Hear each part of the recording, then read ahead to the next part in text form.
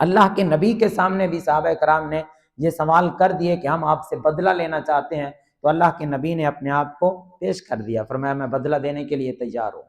حضرت عمر نظام عدالت میں آپ اپنے مخالف کے سامنے کھڑے ہوئے نظر آئے۔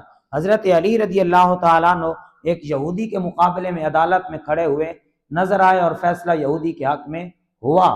وہاں حضرت علی نے تو کچھ نہیں کہا، میں امیر المومنین ہوں۔ حضرت عمر نے تو نہیں کہا کہ میں امیر المومنین ہوں، میں حاکم وقت ہوں، میں قانون سے بالا تر ہوں، قانون مجھ پہ نافذ نہیں ہوتے۔ میں نہیں، یہ اسلام کا نظام عدل ہے، جہاں نبی کریم علیہ السلام نے ارشاد فرمایا کہ اگر اس کی جگہ میری بیٹی فاطمہ بھی ہوتی تو حکم عدل کرنے کا ہے، میں اس کے بھی ہاتھ کاٹ دیتا۔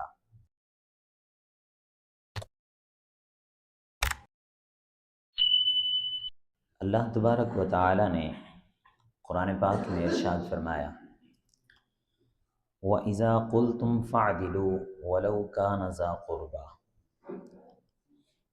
اور جب تم فیصلہ کرو تو عدل کرو،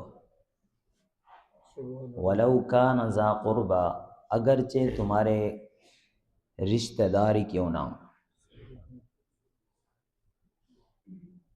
ایک مقام پر اللہ رب العزت نے ارشاد فرمایا یا ایھا الذین آمنوا کونوا قوامین بالقسط شہداء للہ ولو علی انفسکم او الوالدین والاقربین، اے ایمان والو تم انصاف کے ساتھ قائم رہو، شہداء للہ، اللہ کے لیے گواہی دینے والے بنو، وَلَوْ عَلَىٰ أَنفُسِكُمْ أَوِ الْوَالِدَيْنِ وَالْأَقْرَبِينَ، چاہے تمہاری گواہی تمہارے والدین کے خلاف ہی کیوں نہ ہو، چاہے تمہاری گواہی تمہارے رشتہ داروں کے خلاف ہی کیوں نہ ہو، تو تم نے سچ بولنا ہے، عدل کرنا ہے، انصاف کا دامن ہاتھ سے نہیں چھوڑنا۔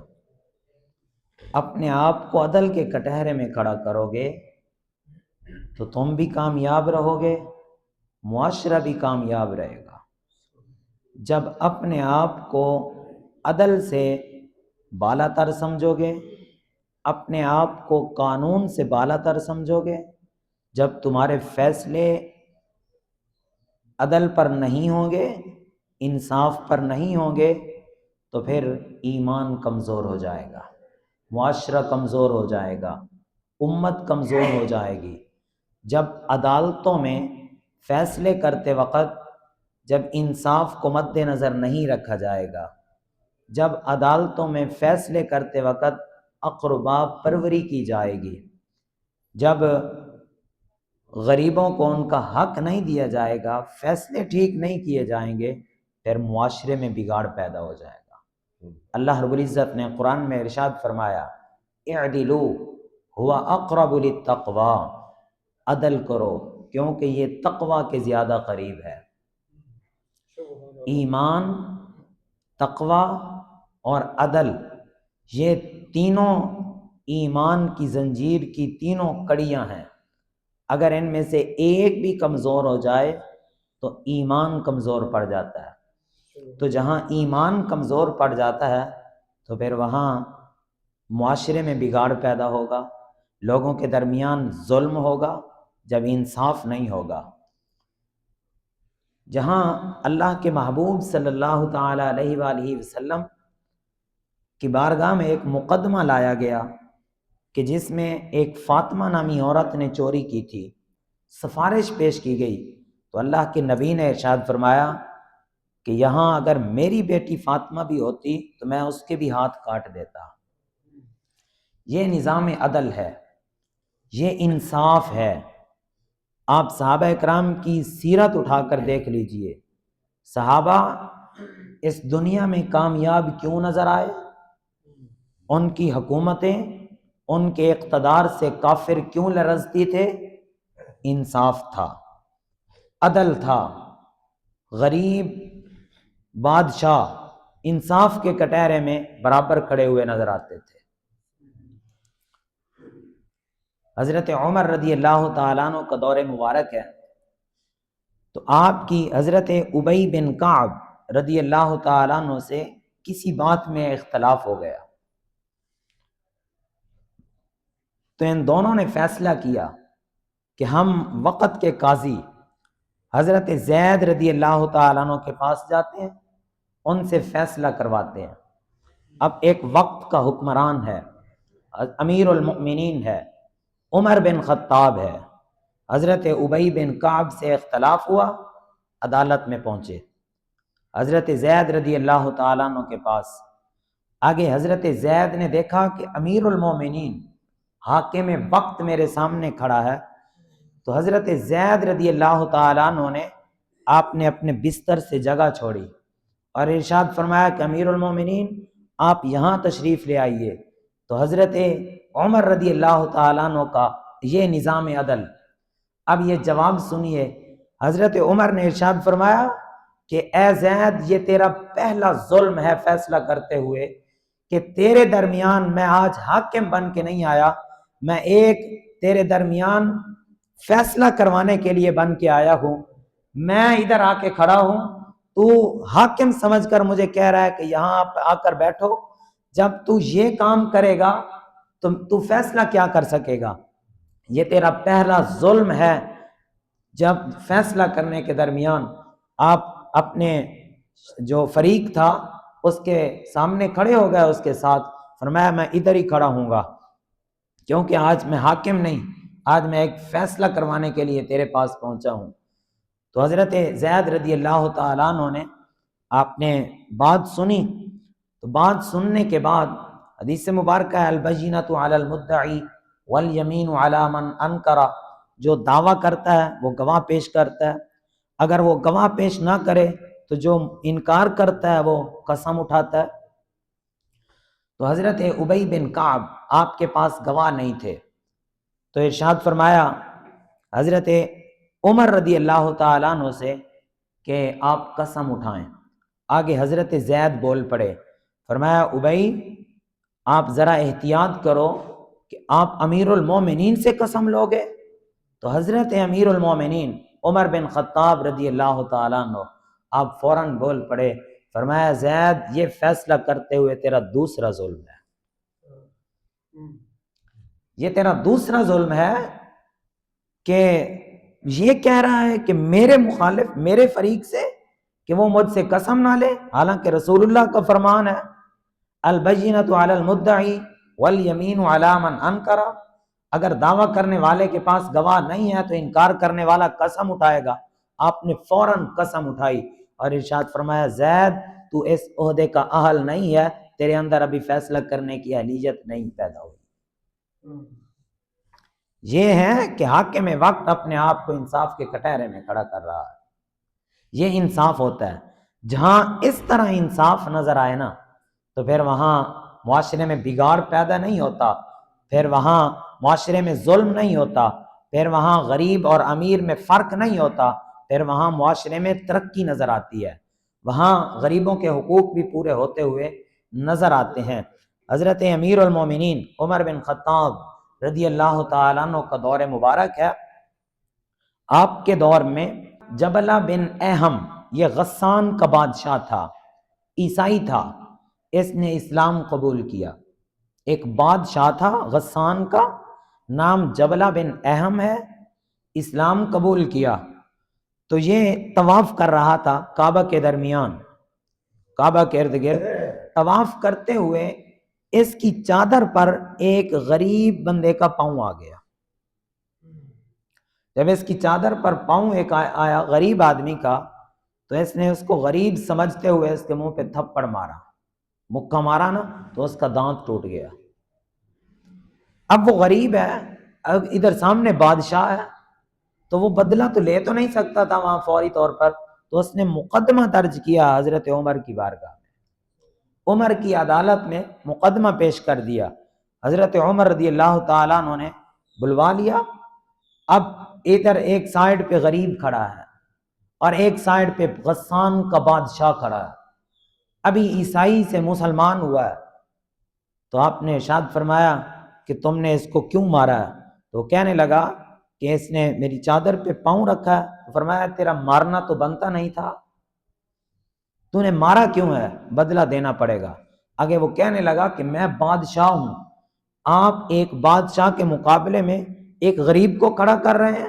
تو حضرت عمر نے ارشاد فرمایا میرا دین یہی کہتا ہے، میرا اسلام یہی کہتا ہے کہ ایک بادشاہ ہے چاہے غریب ہے، اسلام کے کٹہرے میں انصاف، اسلام نظام عدل میں دونوں برابر ہیں۔ میں یہ نہیں دیکھوں گا کہ تو بادشاہ ہے، تو ابھی عیسائی سے مسلمان ہوا ہے، تو نے ابھی کلمہ پڑھا ہے، نہ فرمایا انصاف دینا پڑے گا، اور یہی غریب تیرے منہ پہ مکہ مارے گا جس طرح تو نے اس کو مارا ہے۔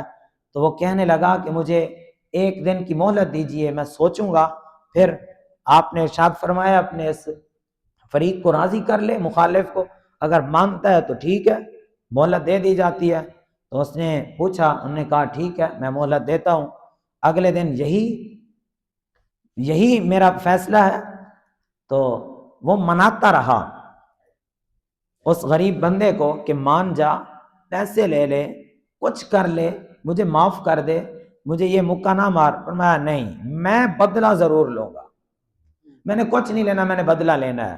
اب وہ وقت کا بادشاہ ہے، اس نے سوچا کہ میں لوگوں کے سامنے اس غریب سے منہ پر تماچا کھاؤں گا، تو وہ فوراً اپنے ملک واپس چلا گیا، اور وہ اسلام سے عیسائی مذہب کو اس نے قبول کر لیا، دوبارہ وہ عیسائی ہو گیا۔ اسلام اس نے چھوڑ دیا، عیسائی ہو گیا ہے، لیکن حضرت عمر نے اپنا فیصلہ چینج نہیں کیا۔ فیصلہ اسلام کا ہے، فیصلہ یہ اسلام کا نظام عدل ہے۔ یہ حضرت علی رضی اللہ تعالیٰ عنہ، آپ کی ایک جنگ میں زرہ گم ہو گئی تھی، آپ کی زرہ گم ہوئی، تو آپ نے وہی زرہ ایک یہودی کو پہنے ہوئے دیکھا۔ اب زرہ بھی حضرت علی کی، اس یہودی نے پہنی ہوئی ہے، تو حضرت علی رضی اللہ تعالیٰ عنہ آپ نے اس یہودی سے چھینی نہیں کہ یہ میری زرہ ہے مجھے دے دو، نہیں، یہ فیصلہ اس یہودی کو پکڑ کر قاضی شریح کے پاس لے کر گئے ہیں، اور یہ دعویٰ کیا ہے کہ یہ زرہ یہودی کے پاس میری ہے اور مجھے لے کر دیجئے۔ اب حضرت علی ہیں، آپ جن کے بارے میں رسول اللہ نے ارشاد فرمایا انا مدینۃ العلم وعلی بابوہا، جن کے بارے میں اللہ کے نبی نے ارشاد فرمایا من کنت مولا فہذا علی مولا، وہ جھوٹ بول تو نہیں سکتے تھے، ان کے بارے میں یہ تصور بھی نہیں کیا جا سکتا کہ انہوں نے جھوٹ بولا ہو۔ اب قاضی شریح کی عدالت میں کھڑے ہیں، حضرت علی ہے اور وہ یہودی ہیں۔ حضرت علی نے دعویٰ کیا کہ یہ زرہ میری ہے، یہودی کہنے لگا یہ زرہ میری ہے، چونکہ دعویٰ حضرت علی نے کیا تھا۔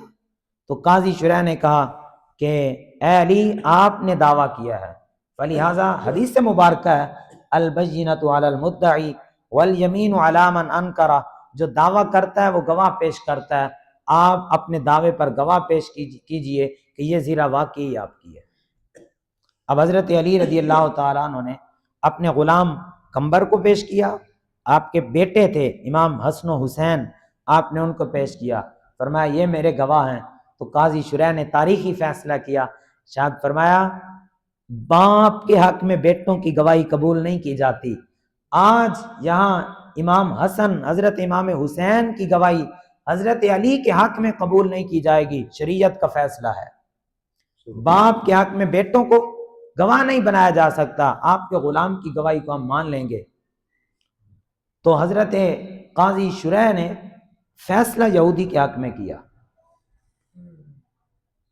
فیصلہ جب یہودی کے حق میں ہوا تو یہودی اس نظام کو دیکھ کر، اس نظام عدل کو دیکھ کر کہ امیر المومنین حضرت علی رضی اللہ تعالیٰ عنہ آج عدالت کے کٹہرے میں ہیں، ایک یہودی کے مقابلے میں کھڑے ہیں، اور فیصلہ کرنے والا ایک مسلمان، ایک قاضی شریح ہے، اور اس نے یہ نہیں دیکھا کہ میرے سامنے علی کھڑا ہے، اس نے یہ نہیں دیکھا کہ میرے سامنے ایک امیر المومنین کھڑا ہے، اور اس نے فیصلہ کرتے ہوئے دونوں کو برابر سمجھا، اور اسلام کے اصولوں کو مد نظر رکھتے ہوئے فیصلہ یہودی کے حق میں کیا ہے، تو یہودی نے جب دیکھا کہ اتنا خوبصورت نظام، حالانکہ زیرہ میری ہے ہی نہیں لیکن فیصلہ اصولوں کے مطابق ہو رہا ہے، تو وہ کلمہ پڑھ کر مسلمان ہو گئے۔ جب عدالتوں میں انصاف پر فیصلے ہوتے ہیں، جب عدالتوں میں انصاف کو مد نظر رکھا جاتا ہے، جب شریعت کے قوانین کو لاگو کیا جاتا ہے، پھر ایسے فیصلوں سے یہودی بھی کلمہ پڑھتے ہوئے نظر آتے ہیں۔ آئیے آپ کو لے چلتا ہوں رسول اللہ کی بارگاہ میں۔ نبی کریم علیہ الصلوۃ والسلام کے ایک غلام ہیں جن کا نام حضرت اسید بن حضیر رضی اللہ تعالیٰ عنہ ہے۔ آپ اپنے دوستوں کے ساتھ، باقی صحابہ کے ساتھ خوش کلامی کیا کرتے تھے، باتیں کرتے تھے، مطلب ان کو ہنساتے تھے، طبیعت خوش ہو جاتی تھی ان سے باتیں کر کے، ان کی طبیعت مبارکہ ہی ایسی تھی۔ تو ایک دن اسی طرح باتیں کر رہے تھے صحابہ کرام سے، تو نبی کریم علیہ الصلوۃ والسلام تشریف لائے۔ حضور علیہ الصلوۃ والسلام کے ہاتھ مبارک میں ایک چھڑی تھی، تو کریم آقا علیہ الصلوۃ والسلام نے حضرت اسید بن حضیر رضی اللہ تعالیٰ عنہ کو ہلکی سی نا محبت میں چھڑی لگا دی۔ چھڑی لگائی، حضور علیہ الصلوۃ والسلام آگے بڑھے، تو حضرت اسید بن حضیر رضی اللہ تعالیٰ عنہ آپ کھڑے ہو گئے۔ عرض کیا رسول اللہ صلی اللہ علیہ وسلم، آپ نے مجھے چھڑی لگائی ہے اور یہ میں بدلہ لینا چاہتا ہوں، آپ نے مجھے چھڑی کیوں لگائی؟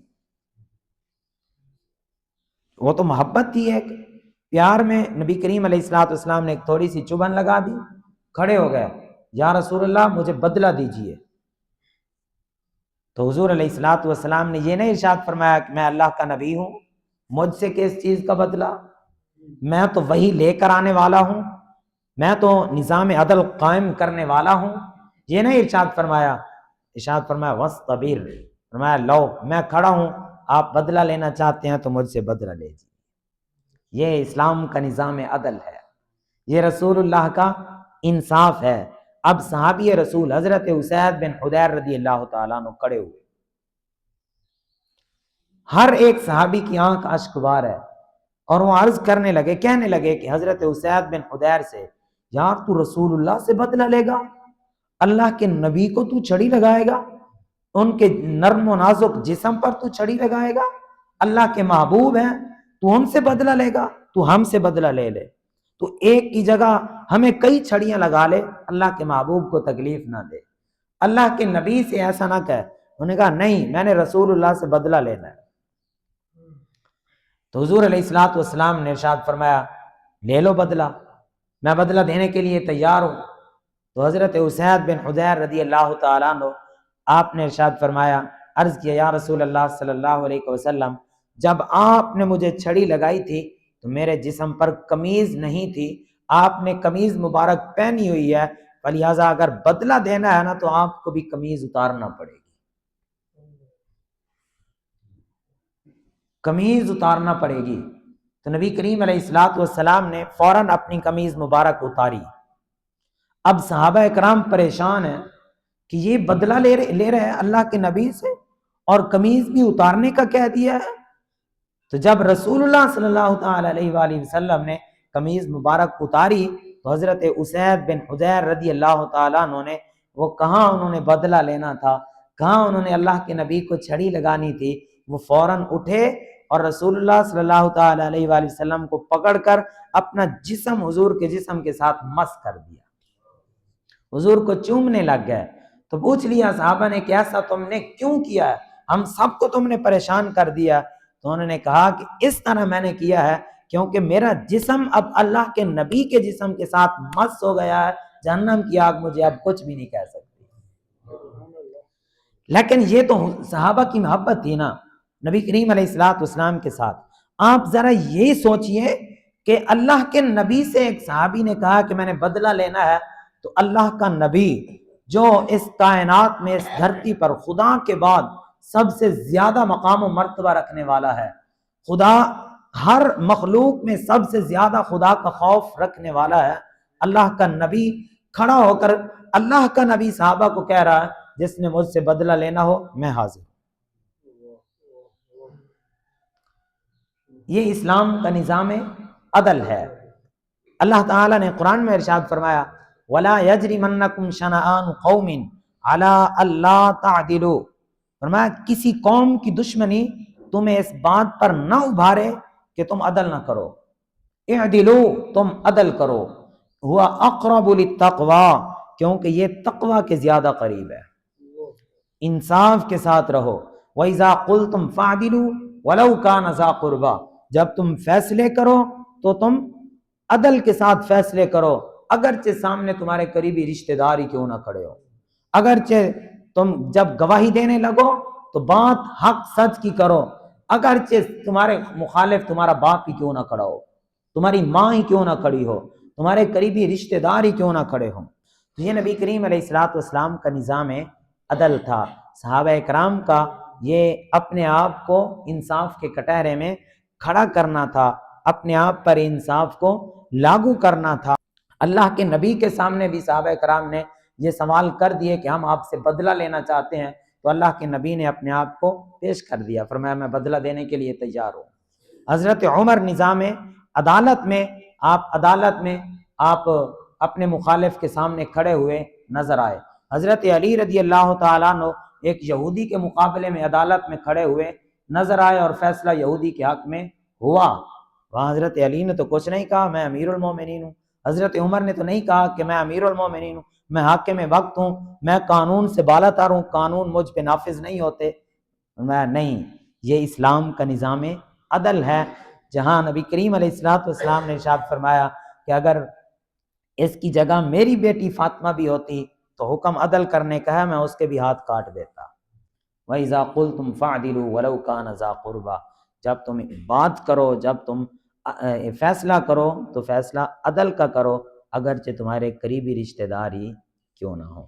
دعا ہے اللہ تعالیٰ سمجھنے عمل